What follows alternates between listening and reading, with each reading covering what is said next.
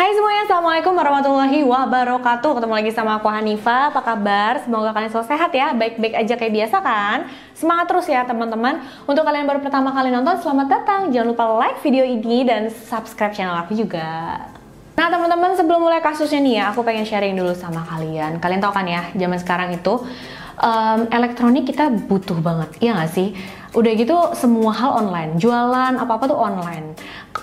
Kayak aku nih, YouTube gini juga online, dan emang butuh banget barang-barang elektronik seperti kameranya gitu ya, handphone, atau apalagi lampu-lampunya ya teman-teman. Jadi untuk kalian yang bingung belinya itu di mana, nyarinya itu di mana, jangan khawatir, karena aku punya rekomendasi tempat barang elektronik yang keren-keren banget buat kalian, yaitu Sinar Mutiara Sale. Sinar Mutiara Sale, mereka itu menjual barang-barang elektronik yang second tapi masih bagus ya guys, dengan kondisi yang luar biasa bagus, dijamin. Soalnya aku udah nyobain sendiri, aku beli dari mereka dan itu barangnya awet guys. Jadi kalian nggak usah takut, dan kalian juga bisa tanya-tanya dulu barang-barangnya, bisa dilihat-lihat dulu. Mereka punya website, jadi udah resmi gitu, nggak usah ragu-ragu lah pokoknya ya teman-teman ya. Langsung aja, mereka tuh jual laptop, HP, kamera, PlayStation, Xbox. Kalau misalkan mau beliin buat suami, buat anak, atau buat diri kalian sendiri gitu ya, boleh banget, bisa banget. Dikunjungin website ya teman-teman, sinarmutiarasale.com. Dan kalau misalkan kalian bingung cari-carinya, aduh apa nih tulisannya, nggak usah khawatir, aku juga udah taruh linknya itu di kolom deskripsi. Jadi kalian bisa langsung klik dan lihat-lihat, pilih-pilih, choose order. Atau kalian kalau bingung, tanya aja dulu sama customer service-nya, dan mereka sangat membantu kok guys. Oke, jadi nggak usah bingung lagi ya cari barang elektronik di mana. Langsung aja cobain. Happy shopping guys.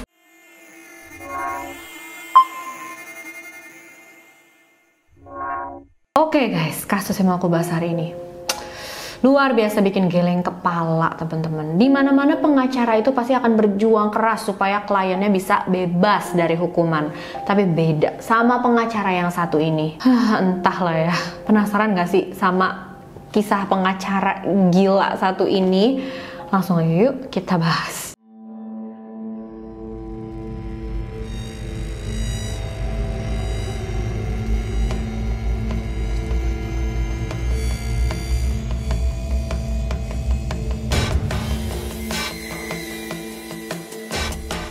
Semua kasus tragis dan keji ini mulai terungkap pada bulan September tahun 2019 kemarin guys. Jadi belum begitu lama ya. Saat itu, kepolisian Oklahoma City, Amerika Serikat mendapatkan telepon dari seorang pria. Di telepon itu, pria tersebut melaporkan sebuah tindak kriminal. Jadi pria itu bilang ada sebuah keluarga di sana yang memperjualbelikan obat-obatan terlarang. Mendapat laporan kayak gini ya, pastinya polisi langsung ngecek dong, menindaklanjuti bener atau enggak.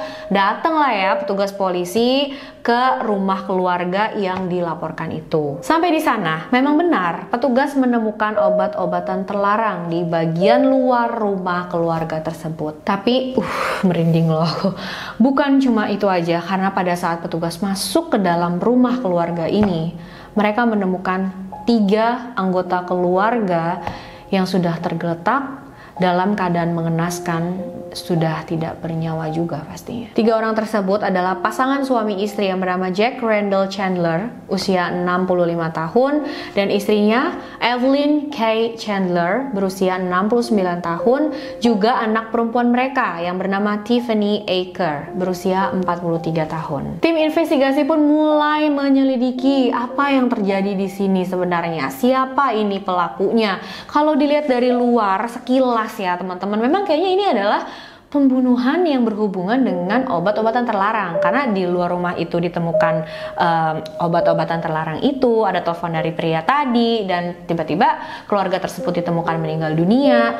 Tapi pastinya polisi nggak mau langsung mengambil kesimpulan tanpa bukti-bukti yang lebih lengkap lagi ya guys. Jadi ya polisi tetap menyelidiki. Polisi menemukan beberapa petunjuk. Yang pertama dari CCTV.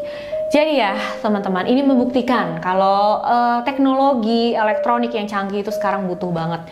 Untungnya ya, di sekitar rumah keluarga itu, rumah-rumah yang lain nih, para tetangganya itu punya CCTV di depan rumahnya yang menyorot ke rumah keluarga korban itu. Petugas cek satu persatu CCTV tetangga di sana dan saat itulah mereka menemukan salah satu CCTV merekam kalau di hari kejadian, tepatnya jam 3:04 pagi, tiba-tiba listrik di rumah keluarga Chandler itu padam. Dan ternyata pas dicek lagi, dimundurin rekamannya itu beberapa menit sebelum listrik padam, ada satu sedan yang parkir di halaman rumah keluarga Chandler. Terus keluarlah dua orang dari mobil tersebut, yang satu lebih tinggi, yang satu lebih pendek. Mereka berdua ini jalan menuju rumah keluarga Chandler, dan sampai di sana mereka langsung mematikan atau memadamkan listrik rumah tersebut. Setelah itu mereka menendang pintu rumah dan gak lama kemudian terdengar suara tembakan beberapa kali. Gak butuh waktu lama, petugas berhasil tahu siapa dua orang yang ada di rekaman CCTV tersebut, yaitu seorang pria bernama Barry Titus 40 tahun dan seorang wanita bernama Keegan Harris 38 tahun. Selain itu, petugas juga menemukan topi bola dekat dengan area mobil sedan itu tadi parkir. DNA di topi tersebut cocok dengan milik Barry. Ditambah, polisi juga berhasil tahu siapa pria yang menelpon mereka dan melaporkan tentang keluarga Chandler tadi, dan gimana juga pria itu bisa tahu tentang obat-obatan terlarang tersebut. Pria yang menelpon tersebut bernama Jose Uribe. Nah, dia dibawa ke kantor polisi untuk diinterogasi, dan pastinya pada saat pertama diinterogasi dia nggak mengaku, teman-teman. Tapi kemudian polisi bilang, kamu harus jujur loh. Kamu sadar nggak? Kamu itu terlibat dengan 3 kasus pembunuhan loh, dan kamu tahu itu kalau dinyatakan bersalah kamu bisa sampai dihukum seumur hidup, bahkan dihukum mati, katanya gitu kan. Akhirnya takut kan dia, kasih tahu lah semuanya. Aduh Pak, maaf Pak, saya tuh nggak ada hubungannya sama sekali dengan kasus-kasus pembunuhan itu. Saya cuma disuruh aja sama seseorang naruh obat-obatan terlarang di halaman rumah keluarga Chandler. Ditanya kan sama polisi, siapa orang yang nyuruh kamu? Dan dia jawab, Keegan Harris. Wanita yang terlihat di rekaman CCTV tadi. Makin kuat deh buktinya ya guys. Jadi Keegan Harris itu menyuruh seseorang untuk taruh obat-obatan terlarang di situ supaya pembunuhan keluarga Chandler itu terlihat sebagai pembunuhan karena obat-obatan terlarang. Tapi sama sekali bukan itu yang terjadi guys. Pasti kalian penasaran kan, kenapa sih dua orang ini melakukan hal yang keji banget sama keluarga Chandler? Nah, kita harus bahas dulu nih background dari mereka ya.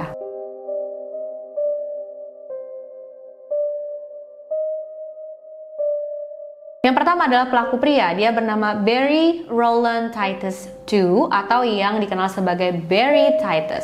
Dia lahir pada tahun 1979 di Oklahoma. Jadi memang Barry itu adalah penduduk asli sana. Dia bekerja di bidang konstruksi sebagai operator derek. Meskipun asli penduduk sana, tapi Barry itu sempat tinggal dan bekerja di beberapa kota lain.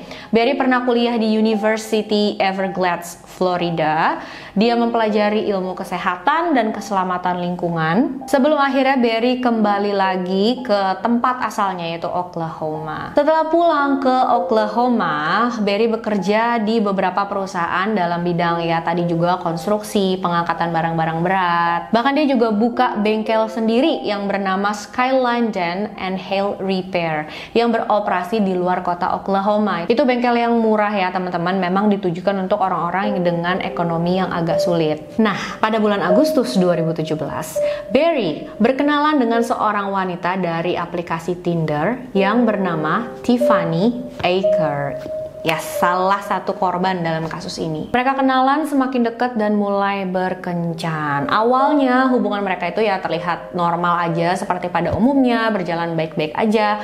Tapi hanya satu bulan kemudian, aslinya Barry itu mulai keluar nih teman-teman. Dia sering melakukan kekerasan pada Tiffany dan itu parah banget ya, mulai dari memukul, menendang, bahkan sampai mencekik. Dan lebih ngeselinnya lagi, Barry bilang ke Tiffany, kalau kamu emang cinta dan sayang sama aku, ya kamu pasti akan menerima aja aku perlakukan seperti itu, karena memang kamu salah. What? Kebalik kali ya teman-teman, kalau memang si Barry ini sayang sama Tiffany, dia nggak akan melakukan kekerasan sama Tiffany, iya nggak sih? Nggak cuma itu aja, Tiffany juga diajak minum minuman beralkohol sama Barry. Bahkan 3 bulan kemudian, Tiffany ini harus dirawat di rumah sakit selama beberapa hari karena dia mengalami cedera yang lumayan parah, yaitu patah tulang rusuk, ginjal yang rusak, dan memar di seluruh tubuhnya, ya ampun. Meskipun sudah diperlakukan seperti itu, sudah dianiaya seperti itu, Tiffany masih belum punya pikiran untuk melaporkan Barry ke polisi, guys. Karena Tiffany takut kalau dia melapor ke polisi, dia akan semakin disakiti lagi oleh Barry gitu, guys. Aduh, kasihan banget ya. Memang sih infonya dari yang aku tahu ya teman-teman, biasanya orang yang terjebak dalam hubungan toksik, hubungan penuh dengan kekerasan itu takut untuk keluar dari hubungan itu, apalagi melaporkan pasangannya ke polisi gitu, karena dia ngerasa apakah itu akan berhasil melindungi dia. Kalau seandainya pelakunya ini nggak ditangkap polisi dan akhirnya malah menyakiti dia lagi, gimana? Setelah Tiffany keluar dari rumah sakit, ada satu kejadian lagi pada saat Barry melakukan kekerasan ke Tiffany, dan ini disaksikan sama orang lain. Orang tersebut langsung melapor ke polisi. Soalnya ini udah parah banget karena Barry menodongkan pistol gitu ke Tiffany. Dilaporin kan sama orang itu ke polisi, tapi pada saat polisi datang ke TKP, Barry nggak mengaku, polisi juga nggak punya bukti. Akhirnya mereka nggak bisa menangkap Barry dan Barry berhasil lolos. Pada bulan Mei 2018, Tiffany barulah punya keberanian untuk melaporkan Barry ke polisi. Karena udah nggak tahan lagi, akhirnya Tiffany memutuskan hubungannya dengan Barry, dan pada bulan Oktober Barry dituntut atas tuduhan kekerasan dan penyerangan pada Tiffany. Karena itu Barry butuh pengacara kan teman-teman. Dia cari-cari di sekitaran Oklahoma tapi nggak ketemu. Dia nggak dapet tuh teman-teman. Akhirnya dia menemukan satu kantor pengacara di luar area Oklahoma yang bernama Harris Law. Kalian tahu siapa pemilik kantor pengacara tersebut? Pasti kalian udah bisa nebak dong. Yes, Keegan Harris. Barry menceritakan semuanya ke Keegan. Dia bilang dia sudah melakukan kekerasan kepada pacarnya dan dia dituntut karena itu. Makanya dia butuh pengacara. Dia butuh Keegan untuk membela dia supaya bebas dari hukuman gitu kan ya. Tapi kalian tahu gak sih gilanya apa nih teman-teman? Keegan itu bilang, wah, kamu itu adalah pria yang aku cari-cari, yang aku tunggu-tunggu. Kamu pria impian aku. Aku gak mau kamu sampai pergi. Gila kan ya, pria impian dari mananya coba ya. Ini bener-bener pengen jadi korban banget sih. Keegan jatuh cinta sama Barry dan akhirnya mereka menjalin hubungan asmara. Ini hubungan terlarang, mereka melakukan ini diam-diam pastinya ya teman-teman, karena kan pengacara dan klien tuh nggak boleh punya hubungan asmara. Hubungan mereka semakin lama semakin intim. Bingung juga aku, Keegan ini adalah orang yang berpendidikan, dia sudah mengenyam pendidikan hukum itu lama banyak ya. Yang pertama, pada tahun 2006 sampai 2010, Keegan menempuh pendidikan hukum di Oklahoma City University School of Law. 2011 sampai 2014, selama 2 tahun itu, Keegan jadi asisten publik atau pengacara umum defender di Oklahoma County Officer. Jadi ini tuh semacam pengacara umum. Kalau misalkan ada pelaku yang nggak sanggup untuk menyewa pengacara sendiri, dikasih ya gratis sama pemerintah gitu. Dan si Keegan Harris ini adalah salah satunya. Sampai akhirnya pada Maret 2014, Keegan membuka kantor pengacaranya sendiri, yaitu Harris Law tadi. Di kantornya, Keegan menjadi spesialis criminal and family law, personal injury, wills and estates, dan general law practice. Jadi macam-macam ya, kayak ya perseteruan keluarga, ya criminal dan family juga. Sayang banget nih teman-teman, semua pendidikan yang sudah dia tempuh, karir yang sudah dia capai, itu harus hancur gara-gara Barry dan rasa cintanya untuk Barry, untuk orang yang suka melakukan kekerasan pada wanita. Setelah Barry dapat pengacara, tapi Tiffany ini dapat banyak dukungan dan perlindungan teman-teman. Karena di bulan Juni 2019, Tiffany mendapatkan perlindungan dari beberapa organisasi banyaklah organisasi yang melindungi hak-hak asasi wanita gitu ya, memperjuangkan hak wanita di sana. Ya udah, semuanya berpihak pada Tiffany. Saat itu pastinya udah kelihatan banget nih posisi Barry lemah banget. Kemungkinan besar dia akan kalah dalam kasus itu. Tiffany bakal menang dan Barry akan masuk penjara karena kelakuannya. Apalagi, memang kan banyak saksi yang bilang kalau mereka sering menyaksikan Barry melakukan kekerasan pada Tiffany. Di antara banyak saksi yang menguatkan kasus ini melawan Barry adalah orang tuanya Tiffany, yaitu Jack dan Evelyn Chandler. Dari sinilah ya kebenciannya Barry terhadap Tiffany dan juga orang tuanya Tiffany itu muncul semakin besar. Makanya mereka berdua, yaitu Keegan dan Barry, merencanakan hal kotor. Mereka itu berencana untuk menghabisi kedua orang tua Tiffany, guys. Wow, luar biasa ya. Ini pengacara yang luar biasa banget loh. Kliennya dituduh melakukan kekerasan ya. Itu kasus yang parah banget sih teman-teman. Tapi tiba-tiba malahan disuruh menyelesaikan kasus itu dengan melakukan pembunuhan. Iya.